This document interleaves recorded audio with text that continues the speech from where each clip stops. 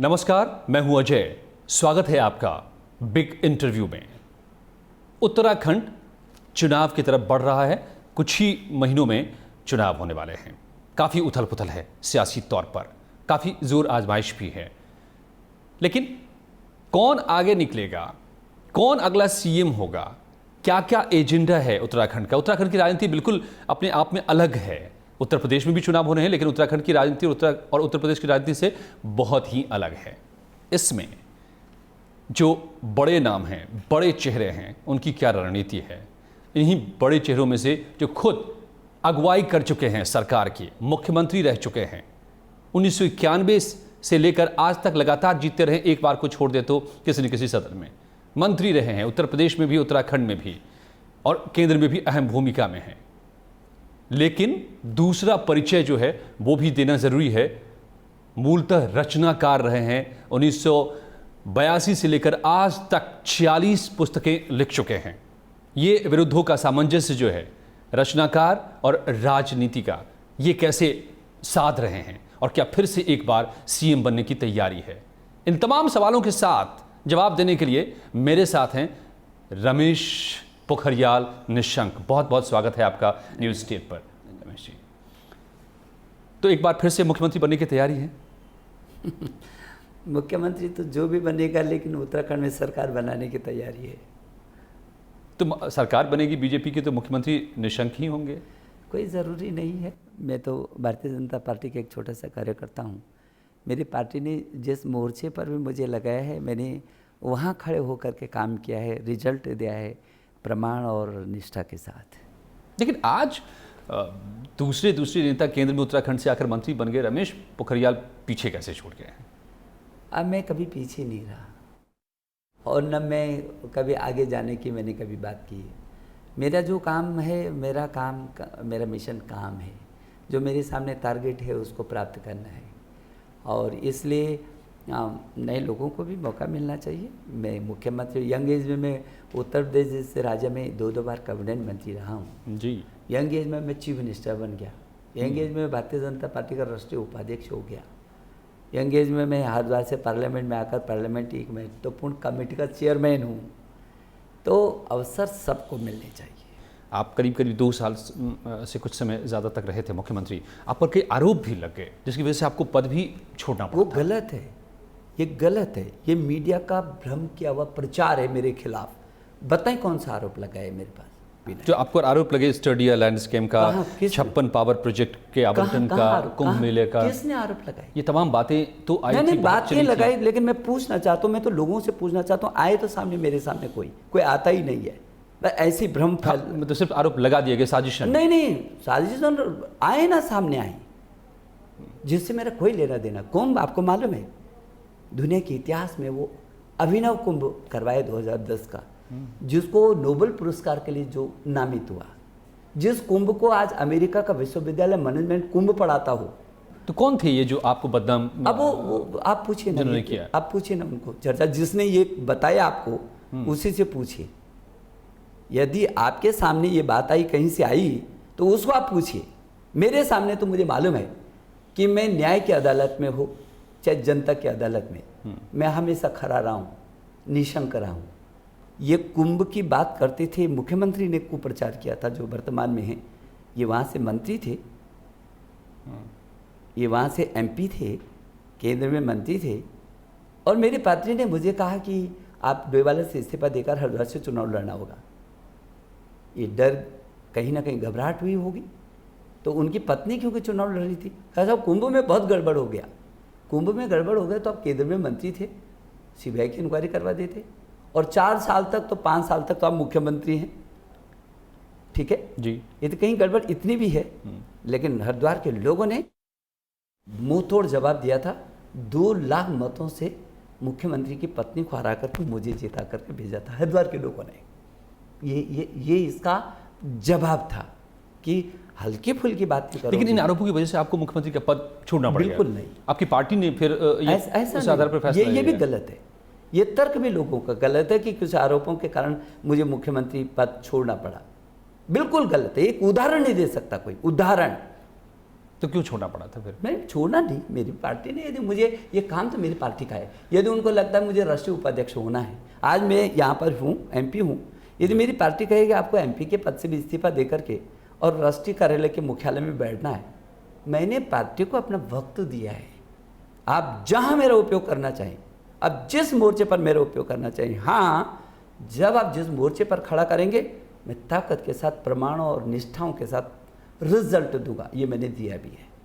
योजना आयोग का ये चार्ट इस बात का प्रमाण है कि मेरे नेतृत्व में जब राज्य होता है तो उसके जीएसडीपी में क्या स्थिति होती है, एनएसडीपी में क्या होती है, कृषि के क्षेत्र में क्या होती है, उद्योग के क्षेत्र में क्या होता है। अपने दर्शकों को बता दूं कि ये जो इस वक्त अब दिखा रहे हैं निशंक साहब, 9-10 में जब मुख्यमंत्री बने थे तो ये ग्राफ आपको ये दिखाना चाह रहे हैं कि टॉप पर था, चाहे वो जीएसडीपी की बात हो, पर कैपिटा इनकम की यानी कि प्रति व्यक्ति आमदनी की बात हो, या राज्य के विकास की बात हो, या और तमाम मामलों में। तो ये ग्राफ उस समय का है, ये दिखा रहे हैं। तो फिर इतना सब कुछ था तो फिर अच्छा काम आप कर रहे थे, पार्टी ने आपको हटा दिया क्यों? ये नहीं, ये मत बोलिए, हटा दिया शब्द मुख्यमंत्री पर आप काम इतना अच्छा कर रहे थे, राज्य को आगे ले जा रहे थे। हाँ, और ये अभी जो पर्यटन के एसोसिएशन की जो ये अभी रिपोर्ट है जी, ये रिपोर्ट इसने कहा है, ये तो अभी इसी सरकार की है जो कांग्रेस की सरकार है, इसमें ये रिजल्ट है। इसने ये कहा है कि 9 और 10 इस राज्य का यदि शिखर था तो वो 9-10 था। ये रिपोर्ट तो अभी है। जी, मैं पढ़ रहा था, इसमें ये बात भी लिखी हुई है कि 9-10 में राज्य अपने विकास के चरम पर था जब निशंक साहब मुख्यमंत्री थे। और पर्यटन के क्षेत्र में 9-10 में आज 2001-2 से लेकर के 14-15 तक सर्वाधिक देशी और विदेशी पर्यटक मेरे समय में आया है। तो कहीं आलाकमान को डर तो नहीं लगा कि निशंक जो है सबसे आगे निकल जाएंगे और मुझे उस चुनौती दे देंगे? मुझे उस पर बहुत ज़्यादा टिप्पणी भी नहीं करनी। ये काम मेरे नेतृत्व का था कि वो मेरे से आज भी जो काम लेना चाहे वो मैं बिल्कुल तैयार हूँ। तो लेकिन आज कॉम्पिटिटर बहुत हो गए हैं पार्टी में, चाहे वो बात सीएम की हो या चुनाव होने वाला है। मैं तो तब कोई था ना आज है, मैं तो निशंक हूँ। नहीं, कोश्यारी साहब कह रहे हैं कि मैं राजनीति छोड़ दूंगा, वो दबाव बना रहे हैं। दूसरी तरफ खंडूरी साहब हैं जो वो कह रहे हैं कि हमें लोगों ने हराया, आप पार्टी को हरा दिया। नए भी लोग आ गए हैं, बहुत सारे आपके पुराने मित्र सब आ गए हैं। एक रावत साहब आपकी भी पार्टी में आ गए हैं, पूर्व मुख्यमंत्री और आ गए हैं। देखिए, भारतीय जनता पार्टी पूरी दुनिया की सबसे बड़ी पार्टी हो गई। इसमें सारे लोग आएंगे क्योंकि मेरी पार्टी में ताकत है सबको बचाने की, सबको दिशा देने की, सबसे काम लेने की। उतने द्वंद्व भी पैदा हो रहे हैं, अंतर्द्वंद्व भी पैदा हो रहे हैं। जब परिवार बड़ा होता है छोटे मोटे खटपट तो होता है। तो इस वक्त अब 2017 का चुनाव सामने है। हरीश रावत साहब लगातार दावा कर रहे हैं कि हमने बहुत सारा काम कर दिया, आपदा के वक्त से बाहर निकाला, 4 धाम यात्रा शुरू कर दी, हम संजीवनी तलाश रहे हैं, हम रुद्राक्ष को तलाश रहे हैं, हम पलायन को रिवर्स कर रहे हैं, लोग अब वापस जाने लगेंगे गांव में, जो पलायन बड़ी समस्या बन चुका है। कैसे चुनौती देगी बीजेपी? असलियत में उनसे ना लोगों का भरोसा टूट गया। ये बातें आपसे बोल रहे होंगे, जनता के बीच नहीं बोलते वो, क्योंकि जनता हकीकत देख रही है। आपने आपदा में वो काम किया जो शर्मनाक काम है। आज भी 7,000 करोड़ का पैकेज केंद्र ने दिया है, 2,500-3 हज़ार करोड़ भी खर्च नहीं कर पाए, उसमें भी बड़ा घोटाला हो गया। वो तो कह रहे हैं केदार धाम मैं बता रहा हूँ ना, ये केदार धाम रिकंस्ट्रक्ट कर दिया, 4 धाम यात्रा शुरू कर दी। क्यों नहीं करते? ये तो हमेशा आपदाएं आती हैं, 4 धाम यात्रा कभी रुकी नहीं।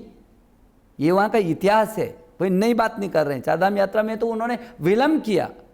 केदारनाथ जी को जो 3 महीने में आपने ठीक कर देना चाहिए था, रात और दिन खप करके आप 2 साल लगा दिए, 3 साल लगा दिए आपने, उसमें भी अपनी पीठ थपथपा रहे हो। सीए जी ने अपने रिपोर्ट में कहा कि मुख्यमंत्री आपदा राहत कोष से 450 करोड़ का कहीं लेखा जोखा नहीं है। आज तक मुख्यमंत्री उसको बता नहीं पाई किधर है वो 450 करोड़। सीए जी ने आपके भी खिलाफ बहुत सारी बातें कही थी। मेरे खिलाफ कोई एक बात नहीं है, एक सिंगल। आप बताइए ना, सीए जी ने मेरे खिलाफ कहा होगा, आप बता दीजिए। खनन का आरोप आप लोग लगाते हैं, अनशन पर स्वामी शिवानंद साहब गलत है। क्या उन्होंने निशंक पर कोई आरोप लगाया?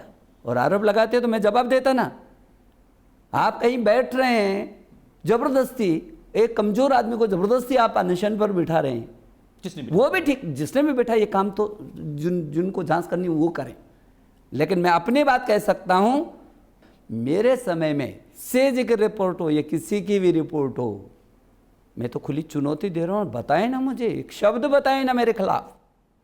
तो क्या मैं मेरे सामने ये आंकड़े भी हैं और ये सारी बातें भी हैं, क्या इन आंकड़ों से डर करके कि रमेश पोखरियाल निशंक अगर मुख्यमंत्री बने रह गए तो ये तो फिर उसके बाद किसी दूसरे नेता उनके सामने सभी छोटे पड़ जाएंगे, तो इसलिए बड़ी लकीर जो बन रही थी उसको पार्टी ने ही छोटा कर दिया?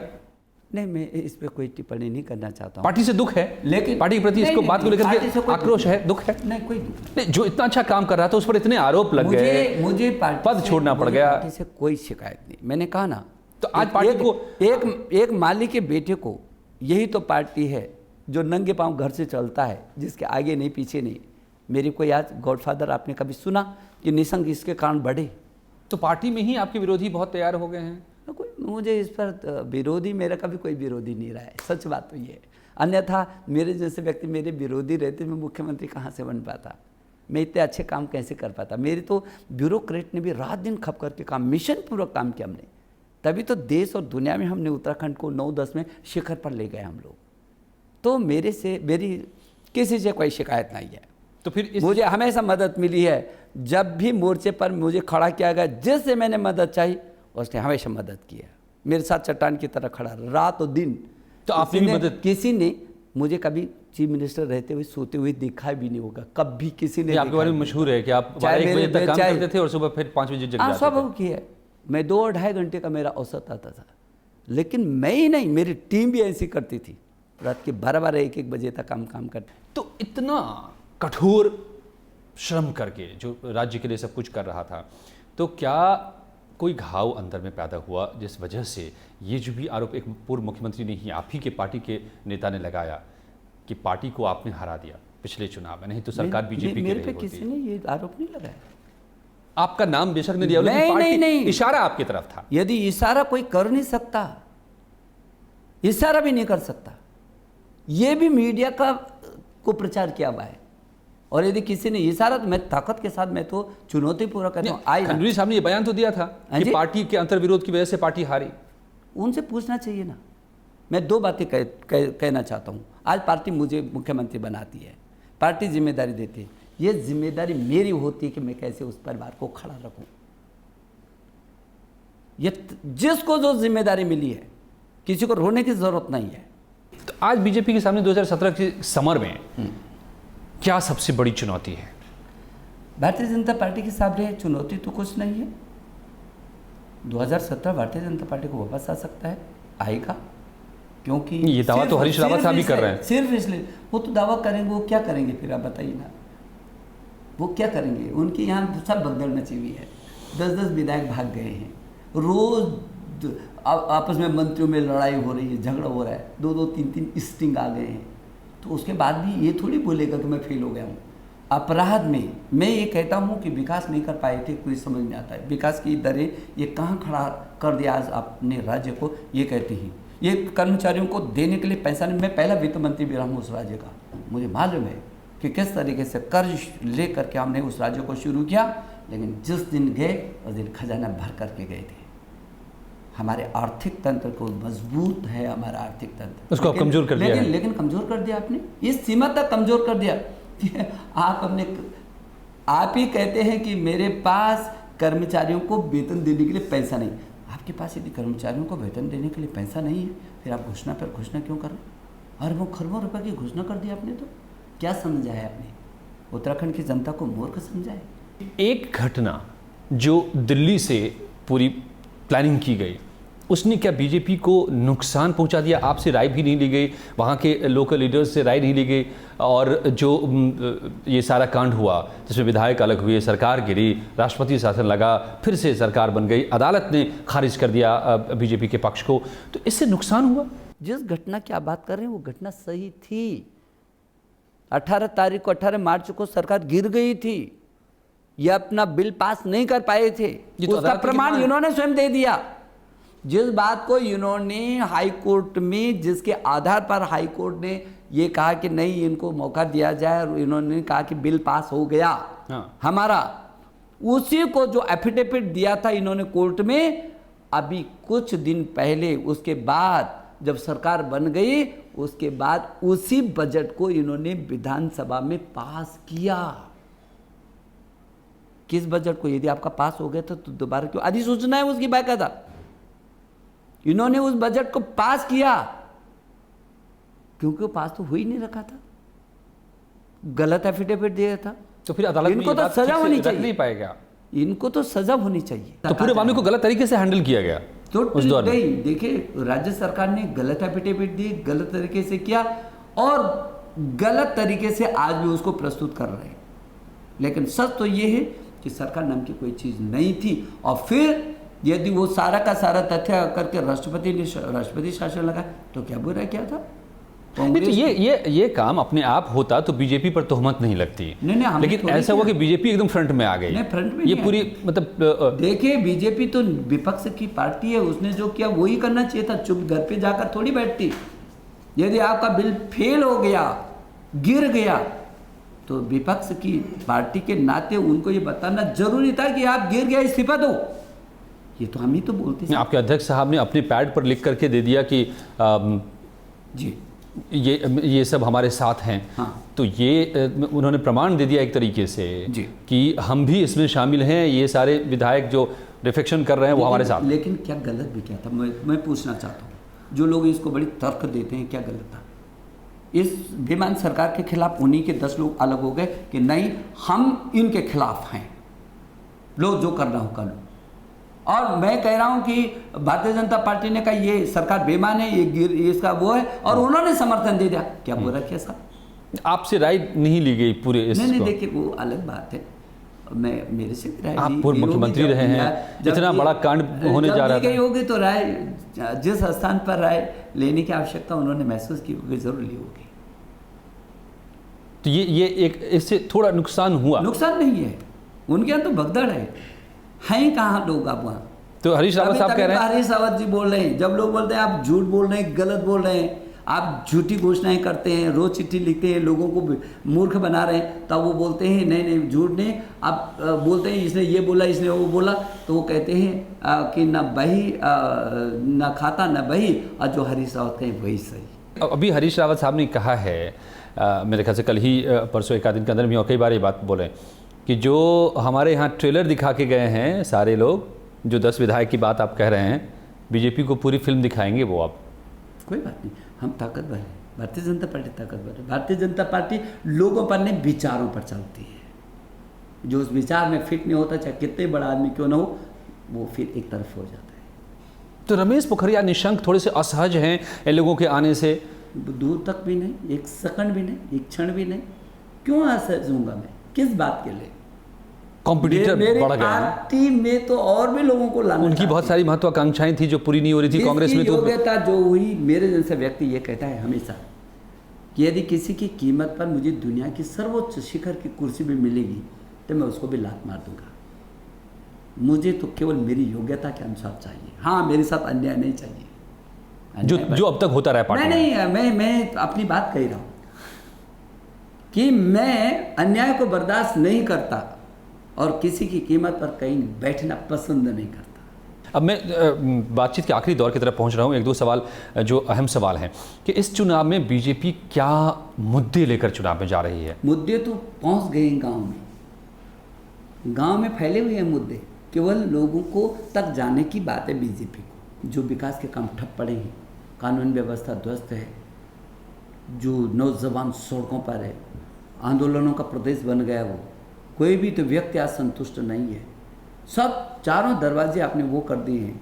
चंद लोगों के हाथों में वो पार्टी जो सरकार खेल रही है, उन्हीं की पार्टी के अध्यक्ष ने शायद मुझे अभी किसी मीडिया के मित्र ने बताया कि उन्होंने कहा साहब कि वो तो जिनको वो सम्मिलित कर रहे हैं वो तो माफिया हैं। और नहीं तो ये बात आपके लिए भी कही जा सकती है, बीजेपी के लिए भी, कि वहीं रावत साहब जब नेता प्रतिपक्ष थे, आप मुख्यमंत्री थे, उनके ऊपर भी आरोप लगे थे, आज वो आपकी पार्टी में। कोई बात नहीं, पार्टी में तो ये कहा किसी पे भी आरोप लगते करो ना, जांच करो। निशंक साहब, ये लगता है आपको कि चेहरा पार्टी को सामने रख देना चाहिए, इससे चुनाव में फायदा होगा? देखिए, तो पार्टी हमारी जो तय करने का अधिकार ठीक है आलाकमान को है, लेकिन पार्टी के सामने सारे उदाहरण हैं। मोदी जी को चेहरे के रूप में पार्टी ने किया, जुनून पैदा हुआ। शायद मोदी जी को सामने नहीं लाते तो हो सकता है अधिकांश लोगों का ये मानना है कि इस सीमा तक चल रहे हैं। तो एक तो वो है, दूसरा असम का भी अच्छा उदाहरण है, बिहार का भी उदाहरण मेरी पार्टी के सामने है। तो दोनों हैं, चेहरा को सामने रख करके अच्छा रिजल्ट भी आ सकता है, और बिना चेहरे के भी कई जगह अच्छे रिजल्ट। तो चेहरा जबकि है इतना पाक साफ कर्मठ चेहरा, वो काम पार्टी का है कि वो क्या सोचती है। चलिए, यानी कि इनकार नहीं है, और बेशक अगर सीएम पद की उम्मीदवारी के लिए चेहरा बनाया जाता है तो रमेश पोखरियाल निशंक पूरी ताकत से सामने खड़े मिलेंगे चट्टान की तरह पार्टी के लिए। ये रमेश पोखरियाल निशंक कौन है? राजनेता हैं या रचनाकार हैं? असल में मन ही राजनीति करता है, मन ही प्रशासन करता है, मन ही रचना लिखता है। मन यदि ठीक है तो सभी जगह रहता है। कौन आदमी किस रूप में किसको ले रहा है वो उसके नज़र पर लगता है। अटल जी ने मेरी किताब का लोकार्पण करते हुए कहा था, जिसका नाम था, मेरी कहानी संग्रह था खड़े हुए प्रश्न। उन्होंने कहा था, निशंक आप बहुत सारे सवाल खड़े हैं और भगवान ने तुमको उन सवालों का जवाब देने के लिए ताकत भी दी है। रचनाकार का हृदय बड़ा ही कोमल होता है, वो छोटे छोटे दुखों, बातों और विरुद्धों को से परेशान होता है, और तभी वो रचना में अभिव्यक्ति होती है उसकी रचना में। लेकिन राजनीति बहुत ही निष्ठुर होती है, आपने खुद उन निष्ठुरताओं का सामना किया है। लेकिन मैं निष्ठुर नहीं रहा, और मुझे ये लगता है राजनीति भी चोट लगती होगी आपको। राजनीति निष्ठुर नहीं है, राजनीति को लोगों ने खराब किया है। यही राजनीति जब राम के हाथ में होती है तो राम राज्य होता है, राजनीति होती है। जब रावण के हाथों में जाती तो वह ध्वंस का कारण होती है। तो एक रचनाकार मूल रूप से हृदय से, जो कि राजनेता भी है, उसका ये आखिरी सवाल है मेरा, उसका क्या सपना है उत्तराखंड को लेकर के? उत्तराखंड देवभूमि है। वेद पुराण उपनिषदों का जन्म उत्तराखंड की धरती पर हुआ है। स्वर्ग से अवतरित होकर के गंगा भी पूरे विश्व के कल्याण के लिए उत्तराखंड की धरती पर आई है। संस्कृत जिसने सारी दुनिया की भाषाओं को जन्म दिया, उस संस्कृत का जन्म भी उत्तराखंड की धरती पर होता है।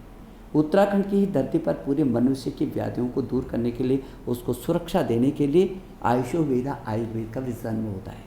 वही उत्तराखंड की धरती है। जब पूरी दुनिया का व्यक्ति हताशा, निराशा, कुआशा से होकर के गुजरता है और अपने जीवन से विमुख हो जाता है, तब वो उत्तराखंड की धरती पर हिमालय में आकर के, चार धामों में आकर के एक नया जीवन वापस लेकर जाता है। मेरा सपना है कि हमेशा ये उत्तराखंड पूरी दुनिया के लिए प्रेरणा का स्रोत बना रहे। पूरे देश के हर व्यक्ति को जो जिस सीमा तक उसका ग्रहण कर सकता है, वो उसकी थाती बनी रहे और उसकी वो रोशनी पूरी दुनिया को मिले। ये आपका सपना है और वैसा आप बनाए रखना चाहते हैं उत्तराखंड को। तो ये मैं आपको मिलवा रहा था एक रचनाकार से राजनेता बने शख्सियत से, जो मुख्यमंत्री भी रहे हैं, और उनका ये सपना है कि उत्तराखंड की रोशनी पूरी दुनिया में पहुंचे। ये वो करना चाहते हैं। बीजेपी जीत का दावा कर रही है, क्या इनके जरिए उस रोशनी को पहुंचाना चाहेंगी? क्या इन्हें मुख्यमंत्री पद का चेहरा घोषित करेगी? क्या रणनीति बीजेपी की होगी? ये देखना दिलचस्प होगा। लेकिन आप न्यूज़ स्टेट पर आए निशंक साहब को इस सारी बातें बताई आपने, इसके लिए आपका बहुत बहुत धन्यवाद। बहुत बहुत शुक्रिया न्यूज़ स्टेट पर आने के लिए। बहुत धन्यवाद आपका। तो ये था आज का बिग इंटरव्यू। अगले हफ्ते हम फिर मिलेंगे किसी और हस्ती से। तब तक आप देखते रहिए न्यूज़ स्टेट।